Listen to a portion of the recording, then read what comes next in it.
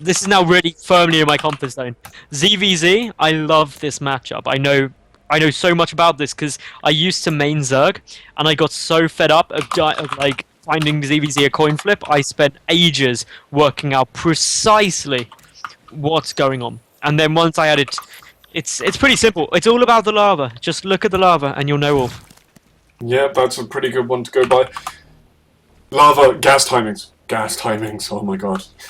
But even gas timings aren't as much as a giveaway as lava. Like, as long as you... The gas timings still tell you... give you an idea of what they're going to make. But the big thing about ZVZ, which is why people find it a bit of a coin flip, is because at one moment it can be like, oh, he's just droning, and then suddenly armies there. And it's all about looking at the lava. If they've got lava banked up, be afraid. If they don't have lava banked up and you don't see an army, they're droning. There you go. There's your knowledge. There's your knowledge from That is the knowledge bomb. our WCS caster. That, as I will now refer to you from now on. But yeah, legit, if you, as long as you do that, you'll be fine. You'll get to I got to masters with Zerg just based on that. Ding ding ding ding ding. We have Temple from KS.aGaham, so we are going to see some early pressure out of him. Gonna see if Daz is going to have going gas and Double extract trick. This is aggressive. This is really aggressive. Really aggressive. Like on a scale of 1 to I'm going to try and kill you, this is the killing side of him. Yeah, this is pretty much out there. This is just like knife to the neck. But gas pull from Daz, so not the worst situation he could be in. He could have gone hatch first, and then it's gonna be a nightmare. But here we go. Good luck, have fun. Oh, poor Daz. Oh, when you get it that late as well. Like, good luck, have fun, and then he's just KS.aGaham smiling as he's like, good luck, have fun. Enjoy this, bro. It is all of the Zerglings. Okay, Zerglings, they're on their way. They're on the way. Okay. Is anything going to see it? No. Is the answer. This Overlord will spot it any second. We'll see 4 and be like, oh, okay. Okay, 4. Is he going to spot it? Oh. You hit B. Oh, I hit B, sorry. You hit B. Is he going to spot it again? Yeah, I'm hitting B. Oh, yes, just grazes it. Just grazes it. But there's nothing you can do here because your spawning pool's not done. All you can do is wait. And now make some Zerglings. Daz, make some Zerglings. Okay, good. Good, everything's fine at the moment. There's more Zerglings coming out from KS.aGaham, but as long as Daz gets some more Zerglings out, he does currently have a substantial drone lead. Yeah, he does, and his speed is on the way as well, so he can just turn this around and put major counter pressure on.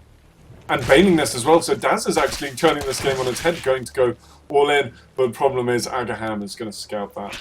Yep, he sees the Baning Nest and he knows it's not down yet, which is really the important thing is, well, if you've not got a Baning Nest, I've got more Zerglings than you have. I can waste your mining time with the drones, I can soak up some of your APM, try and get a drone or two, and be happy.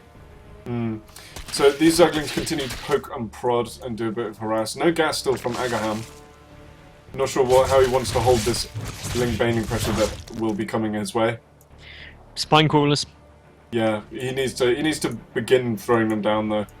Yeah, he's got to get them relatively quickly, but Daz, he's certainly going to get himself into a bit of a nice situation here because with that Baning Nest down, he can be very aggressive. The only thing I don't want to see him do is be too defensive because obviously KS.aGaham did take the natural base and therefore can produce an awful lot of drones very quickly. Even though he doesn't have his second queen out yet, he's got higher production, he can drone really heavily, and his only risk is those banelings. Yeah, it really is. So he needs to put the pressure on and then turn this around. This is going to be a short game either way. Zergling on Zergling combat. Daz just pulling up so far ahead, and he's going to be able to pinch that queen as well. Yep, getting the queen down's good, but Spine Caller will finish, but Spines aren't amazing against Zerglings, but obviously there's more coming in, and this is just going to get a really, really awkward situation because speed is also done as well for Daz. There's no banelings down for KS.aGaham, and that just means the slings can come up. Oh, there's a gap, and that means the queen's going to die so quickly. Surrounded as well. There's no gas at all for KS.aGaham. There's not even a lick of a chance for speed. So Daz is just going to be able to run around his base all late. These spine crawlers on the low ground are going to do nothing much. Oh, 4 banelings morphing as well. That's, well, 2 detonations that can kill drones. And even if KS.aGaham manages to take these out, well, he's still going to have some problems because look at this, Daz just streaming in yet more speedlings. Yeah, and I mean, these slowlings just can't compete. They just can't compete with him. But Daz going for an expansion. If he keeps the mining off this base of AGAHam's for long enough, he can actually just go back and say, look, my expansion was a lot later, but you haven't been mining from yours. The only thing you gained from it was production. And if I'm still alive, that means I can go back home and drone. And if you go back home and drone, you're going to be relatively happy, especially when... Oh, actually, no, AGAHam has got ahead in terms of the work account now, but these banelings are still the threat. There's 2 spines, so... Ultimately, you can focus this down, but it's going to be a tough thing to do with just so many banelings, and Daz just pumping an endless stream of lings at his opponent. Yeah, he is. Good splits by AGAHam. Look at him. Small packs of 3 or 4 Zerglings spread out. And... Oh, this is tense. It's tense. Like, this is why ZVZ is so fun to watch, because you end up sitting here and you're like, any second, this game could be decided, or it could go on for another 20 minutes. You don't know. You have no idea. And AGAHam still hasn't taken any gas. Gas, you don't need that. He can make the 3 things that you need to win any Zerg game. Queens, lings, and drones. Yeah, the problem is, though, that with this small amount of lings and banelings, he can't ever come down this ramp until he takes a gas, and he's so far behind on that. There we go, double gas now coming down. Gonna say, any longer, he's just gonna be so far behind on tech that, well, triple Daz can gas. just go... Okay, he's looking to really catch up now.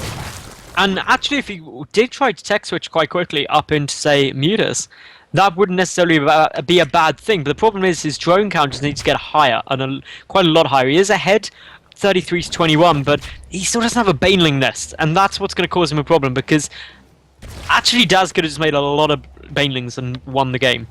Yeah, because if you, that is a big risk, though.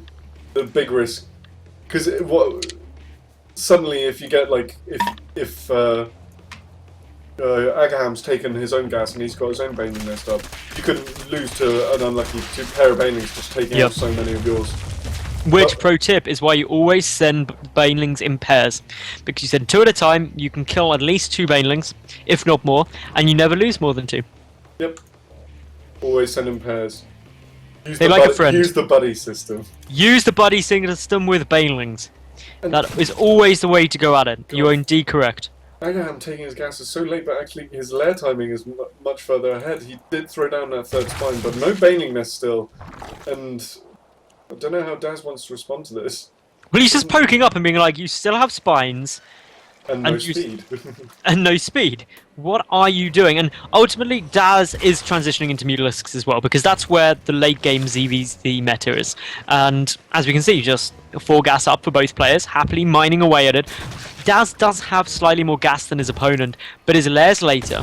And it's now just up to AGAHam to throw down the spire, which should be now. There we go. Yeah, and AGAHam's taking his 3rd. Daz sees this, and he can just walk in and deny this. There's nothing that he's going to be able to do. I'm sorry, all of these links, he's got speed links. He has got speed links, but a lot of them. It still is this position where he's like, oh, if he's pushing down, the speed must be almost done, so I can't engage this. So he doesn't want to quite to commit, because he thinks speed's going to be finishing soon. Which, I mean, it is, but he's still got another 20 seconds. That's plenty of time to get a cancel and a reset on that hatchery. And this is now going to be really tense, because, oh, the baneling doesn't get a good detonation there, but the next, oh, this is getting so close. Zerglings get back, Zerglings run away. This 3rd definitely going to cancel now, nothing you can do to save that. And, yeah, big baneling hit goes down. This is exactly what Daz needs. It is, and I mean, he looks like he's going to get cancelled on that. Baneling's coming in, are they? Oh, an okay detonation there, not the best in the world. But this means he can go and he can get a deny on this. Yeah, he can just chip away at it for near ever with no risk of anything really coming in time to stop it. But he's pulling back, just not wanting to lose those additional Zerglings he currently has. But he could have easily taken that out, in my opinion. He could have done a lot more damage, but nonetheless, it's a weak spot now. AGAHam does have 7 Mutalisks on the way. Getting the Flyer Carapace, because that's the best upgrade to get, because it reduces the bouncing glaive damage, and the Spire just finishing up for Daz as well. So this is firmly mid-game ZVZ, Muta on Muta. Yeah, so the game has stabilised now. Oh wow, that's a lot of lings from AGAHam coming in, looking to deny the 3rd of Daz. He has got his own ling count, but I think it is slightly lower. But here we go, we're going to fight. Both players jockeying for position to get that perfect concave. And actually, AGAHam came off a lot better there. He got a really nice concave, dealing considerably more damage, and therefore he can keep this pressure on. But with Mutalisk coming in, obviously Zerglings can't jump. No, they can't. They can give an extra buffer for those glaive bouncers, but... Oh, don't fly Mutas into a group of Mutas. No. And it looks like Daz, a bit of sloppy play there, and he's going to lose 1, 2, 3 Mutas for free. And that's huge, especially in the initial opening stages. But 10 to 11 Mutalisks, but yeah, AGAHam looks to have his count up ahead. Regardless though, losing 3 Mutas for nothing is never, ever a trade you want. No. Ever. No, it's gifting the game almost. And it's gifting 900 resources, just for nothing. Losing these little Zerglings packs coming in here to that bigger pack from AGAHam, it's not good either. He needs to group up everything and engage more as a whole, like AGAHam is doing. And it all comes down to ultimately the fact that the reason AGAHam is going to be doing even better in this game is because Harvester-wise, he's a 53 drones to just 45. That's a big advantage. Daz was very aggressive early on with wave after wave, and now it just means that with AGAHam ahead, with this superior Mutalisk count, with the fact +1 air carapace is just completing, then let's face it, what are you going to do as Daz other than lose a lot if this engagement comes down in the next 20 seconds, which it really should? Yeah, I mean, if he pokes right now, I mean, he's only got 10 seconds left, but it looks like he's actually going to be able to make a small advantage of this timing window. No, come on. He can get one volley off. Oh, yeah. No, not now. No, not anymore, but he has the bigger pack of Zerglings underneath, and it is tanking a lot of damage from those Mutalisks. And the Mutas are falling in number very quickly. AGAHam getting a really nice engagement with the Mutas. The Zerglings on the ground tanking up a lot of those bouncing glaives. And this just puts AGAHam ahead 21 to 14 Mutalisks. Such a big advantage there. And the third base getting ransacked. And this just means that ultimately AGAHam, he's in a brilliant spot. He's got a much higher worker count, nearly 20 more workers than his opponent. He's knocked out this third hatchery now with one more volley. And the Mutas could even actually just engage head up. I'm surprised they didn't go for it. Yeah, I know. I'm surprised he didn't either, but when you're ahead, he can just afford to go back home and defend and put everything into defense here. He's ahead on meter count, he's ahead on bases, he's ahead on upgrades, well, will be shortly as his +1 attack looks to be finishing, but... So there's no reason to attack. No, there isn't, and I think that's the important thing to note, is that if you know you're that far ahead by having your third up, to sit back, get more upgrades. Daz does have the +1 air weapons cancelled though, so that's quite interesting, but obviously so many Mutas there, Daz knows he can't do it, and GG's out.